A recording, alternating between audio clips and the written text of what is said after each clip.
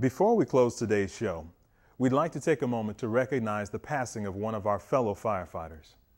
On Saturday, October 22, 2011, firefighter Horace C. Teddy Pendergrass, 49, passed away while in the line of duty at Fire and Rescue Station 41, Cross Point.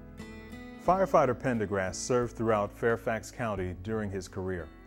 He was previously assigned to Fire and Rescue Station 24, Woodlawn, Fire and Rescue Station 10, Bailey's Crossroad, and Fire and Rescue Station 8, Annandale. Firefighter Pendergrass was a 21-year veteran in the Fairfax County Fire and Rescue Department and a veteran of the United States Army.